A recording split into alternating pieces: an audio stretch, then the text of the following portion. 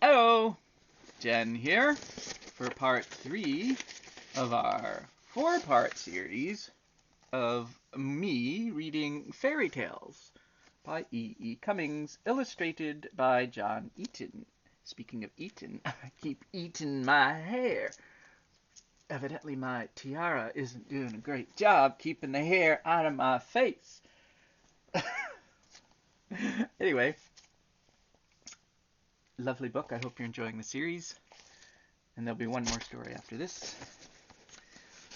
Not in this video, though. The first story in this book is called The Old Man Who Said Why. You know, when my oldest son was little, we called him a why bird because he said why like all the time. Do you say why a lot? Anyway, it's okay if you do, okay if you don't. The Old Man Who Said Why. Once there was a fairy who lived on a farthest star. He was very good-natured, had yellow hair and blue eyes. Everybody in the air and everywhere and in all the stars respected him and took all their troubles to him whenever something went wrong. For millions of years he lived quietly and happily, without growing any older, because he was a fairy, and fairies never grow any older. And he was very polite, like you, I'm sure, and had a wonderful smile, like you, I'm sure, and a pair of golden wings. Maybe you do, maybe you don't. All the people on the stars and everywhere in the air had wings too, although they weren't fairies themselves. Because to travel in the air and everywhere from one star to another, from one star to another star, you have to fly. In fact, the people were flying most of the time. They would open their wings and fly down to breakfast, and then fold up their wings and eat breakfast. When it was lunchtime, they would fly from the air or wherever they were playing into their houses, fold up their wings, and have a delicious luncheon made of star petals and air flowers. Then they'd fly upstairs and have a little nap, and when they woke up, they'd fly out the window to play again, away up in the air. After supper, they'd fly to bed and fall fast asleep to dream all night about rainbows. It wasn't very often that these people had troubles to take to the fairy, but whenever they had them, they'd fly over to the farthest star where he lived, taking their troubles with them under their arms, and he would examine all the troubles, no matter how big or how little they were, or whether they were just plain troubles or troubles in fancy boxes tied up with pink and green ribbons. And he'd give advice to all the people who brought him these troubles, and would never charge them even 10 cents. He liked to be nice to people, you see. And here he is, beautiful fairy.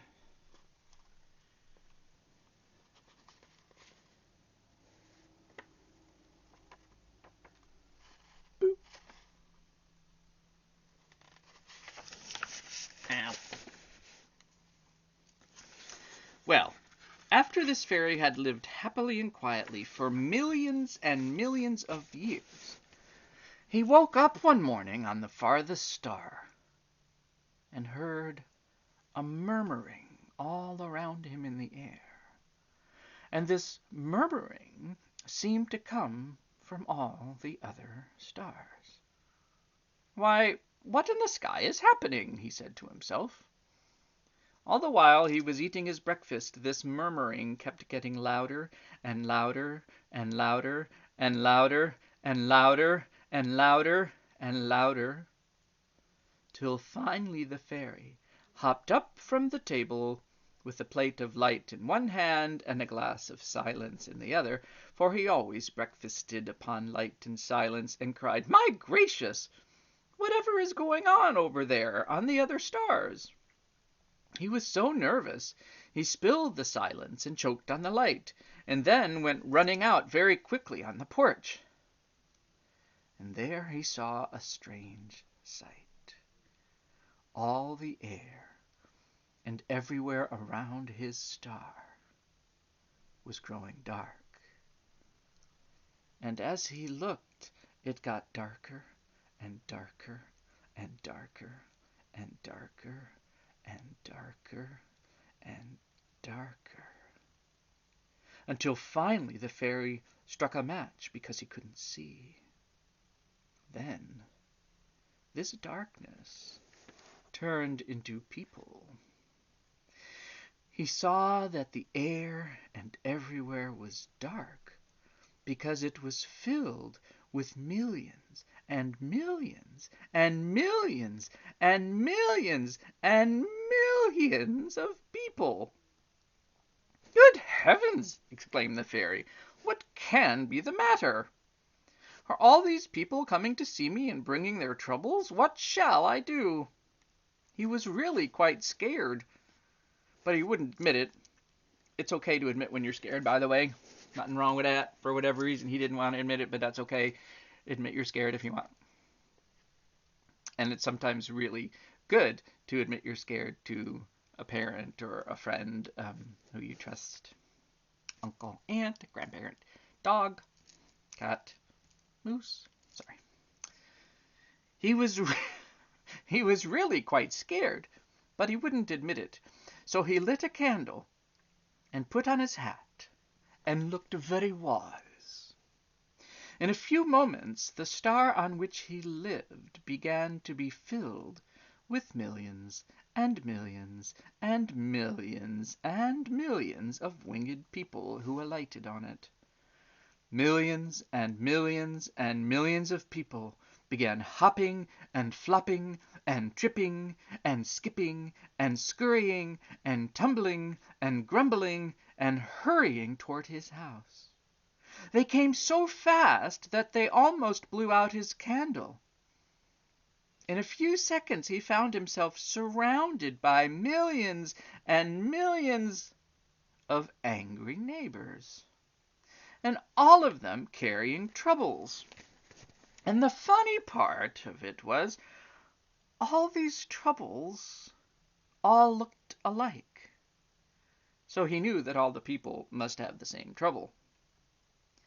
Before the fairy could say as much as "hello," or "how do you do," or "are you well," or "what's the matter?" the millions of troubled, angry people cried out together in chorus, "We want you to help us all quickly. If you don't, we'll all go mad." The fairy took off his hat quickly and held it before the candle, which had almost gone out because the people shouted so loudly.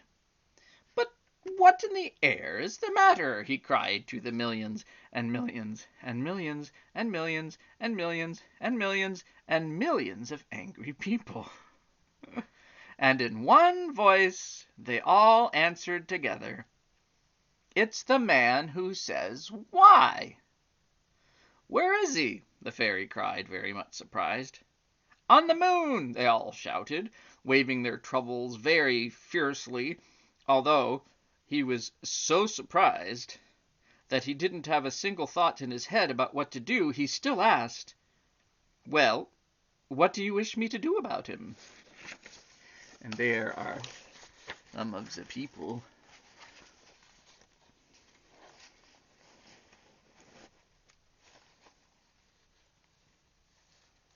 The winged people.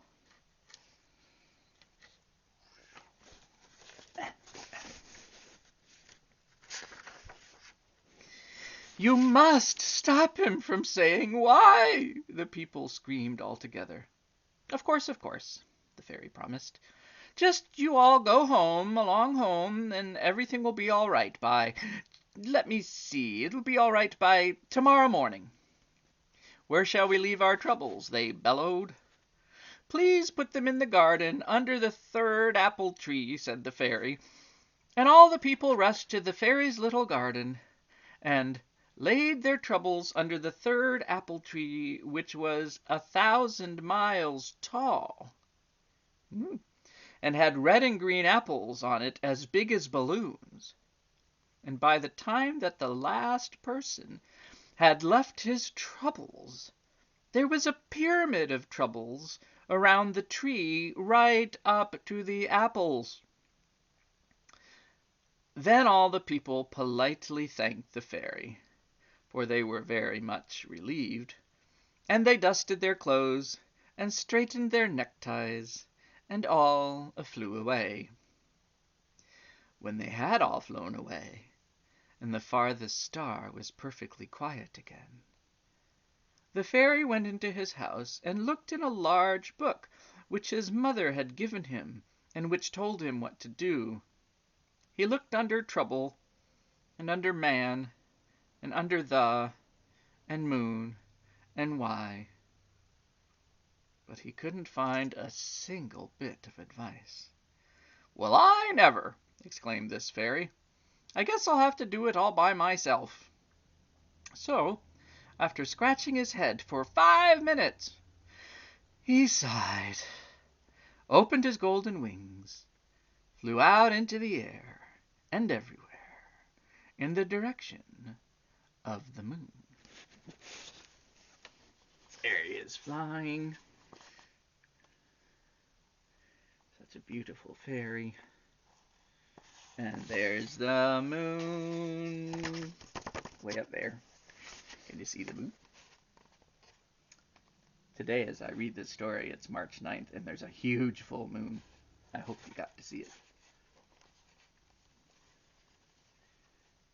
And if you didn't, don't worry, there'll be another in a month or so.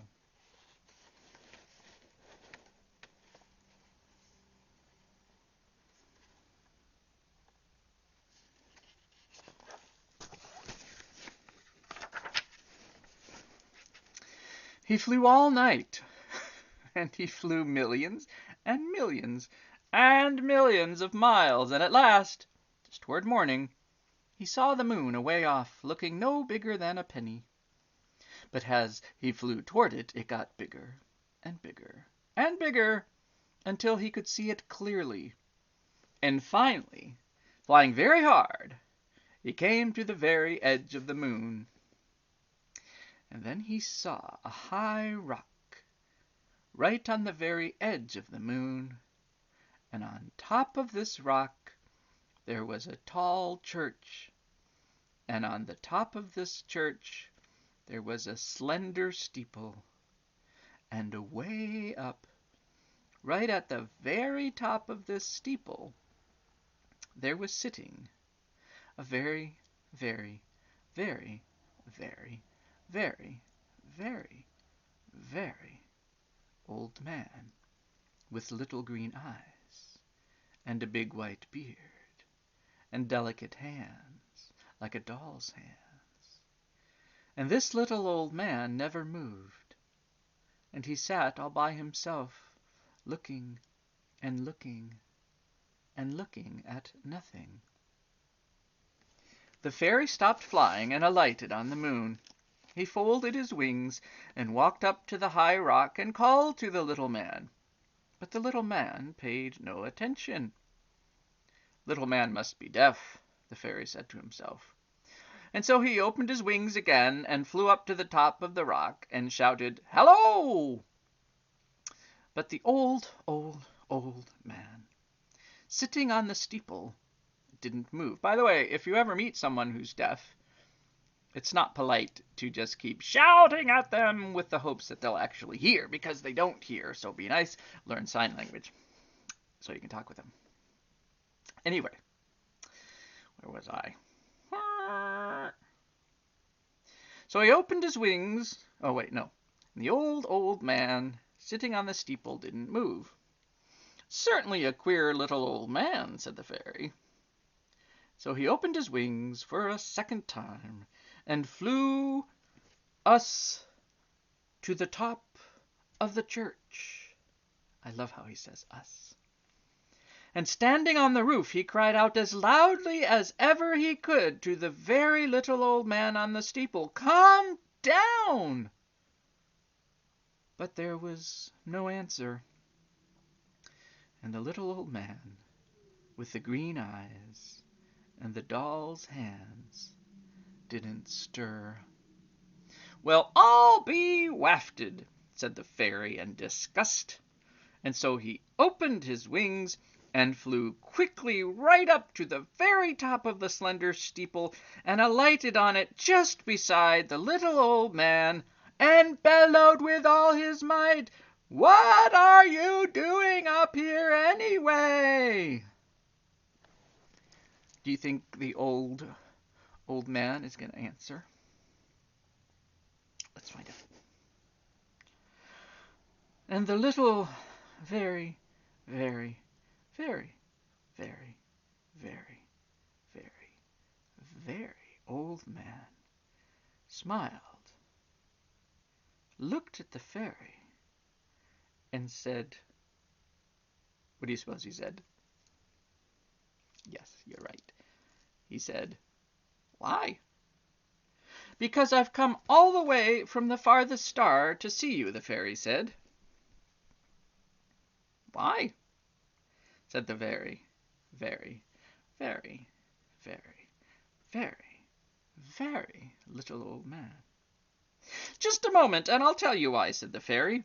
"I've heard a great many complaints about you." Well, here's the old man sitting on the steeple. It's a good thing he's not sitting on this part of the steeple, because he'd have a pain in the hiney.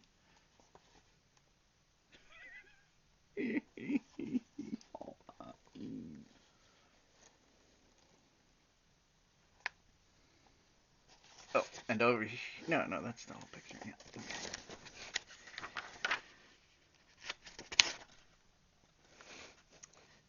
So, I just want to go back just a smidge.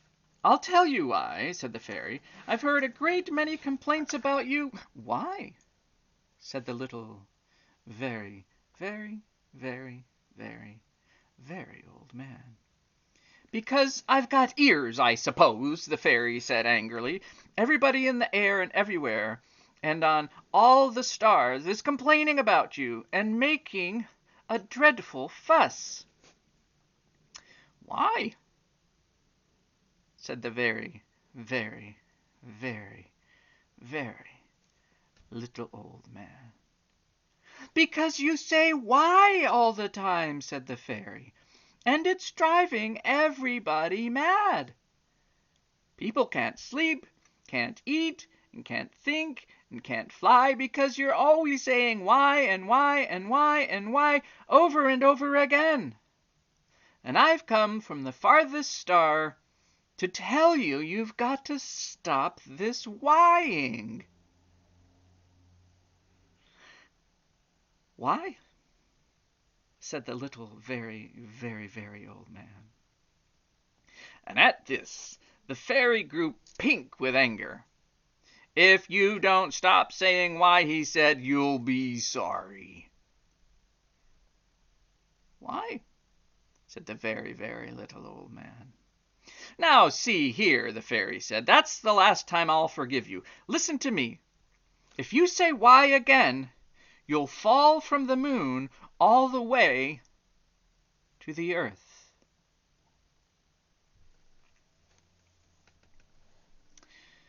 And the little very old man smiled, and looking at the fairy, he said, "Why?" And he fell millions and millions and millions of deep, cool, new, beautiful miles, and with every part of a mile he became a little younger. First he became a not very old man, and next a middle-aged man, and then a young man, and then a boy, and finally a child, until, just as he gently touched the earth, he was about to be born. Isn't that a fascinating story? There.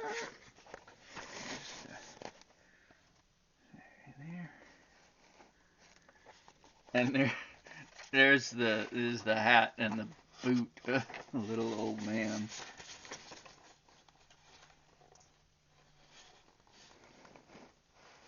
And then there's the little old man way down there. Isn't that an interesting story? Did you notice what happened to the Verys of the very, very, very, very, very, very old man as the story progressed? Did you notice that there became fewer and fewer Verys? Isn't that fascinating? And I just think it's fascinating that as he fell, when I first read the story, I was like, whoa, no, he's falling! But he didn't get hurt. He was just born. Now, one last thing. I can certainly appreciate that the people would get annoyed by someone who just says why. But they never stopped to ask him, at least the story doesn't say, that they ever stopped to ask the old man why he said why. And I know it's just a story, but it's not the politest thing to go around telling other people what they can and cannot say. I mean, you know what I mean? He's perfectly allowed to say why, and the people who are bothered by it just gotta change and not be bothered by it. Right? Right. All that said, it's one of my favorite stories because it's so mysterious. Okay, there's one more story to read in this book, and I'm not going to do it in this video because this was a long story. And thanks for watching. Toodaloo. Bye.